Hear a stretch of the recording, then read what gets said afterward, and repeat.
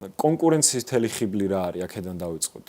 კონკურენციის თელი ხიბლი არის ის, რომ საბოლოო ჯამში ამით სარგებლოს მთლიანად საზოგადოება. მთელი არსი ეგ არის. რაც უფრო დიდია კონკურენცია, მით უფრო მეტად უწევს ბიზნესს, რომ გარკვეული, ანუ უფრო და უფრო მეტი კომფორტზე ბუნებრივად თქვა სულ არის რომ კონკურენციაში გადარჩეს, პირობითად მოგების მარჟა შეავციროს, ამის ფონზე ხელფასები გაზარდოს, რომ კვალიფიციური კადრები შეინარჩუნოს, უკეთეს პირობები შეუქმნას, ან ამის ფონზე ფასები მიუხედავად შეიძლება ინფლაციის წნეხისა დაიჭიროს, იმიტომ რომ მაღალი კონკურენცია და შეიძლება ბაზრიდან გავარდეს. ანუ მთელი არსი და ხიბლი კონკურენციის ის არის, რომ ყველა სარგებლობს საბოლოო ჯამში.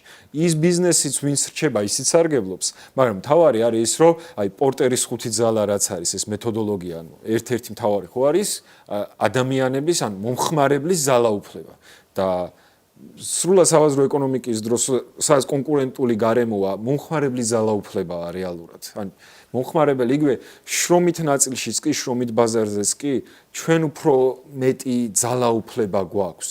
იმიტომ თუ კონკურენტული ბაზარია და მე პირობითად დამსაქმებელის ქცევა, დამსაქმებლის რაღაცა ზედმეტი საქმის დავალება, ან დამსაქმებლის მხრიდან ფულის არ ჩარისხვა დავაფიქსირე, მე მყავს ალტერნატივები და ამანაც იცის რომ მყავს ალტერნატივები და შესაბამისად ყველაფერი მთელი სამყარო მოწყობილი არის სტიმულებზე. ეკონომიკის ერთ-ერთი პრინციპია ბატონი ამბროსი დამეთანხმება არის ის რომ ადამიანები სტიმულებზე რეაგირებენ.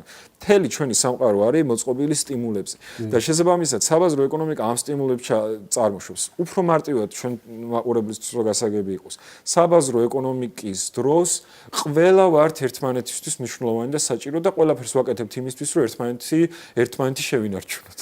საბაზრო ეკონომიკის მთავარი პრინციპია გააკეთე სხვისთვის რაიმე ღირებული, რათა შენ უკეთესად იცხოვრო. და არა მხოლოდ ეკონომიკის, პრინციპში ალბათ სამყაროს ცოტა ისე იქით რო გადავიდეთ. სამყაროშიც ხო ეგრეა, რასაც გასცემ შენია მოგვისმენი, ანუ გიბრუნდება ის, რასაც გასცემ.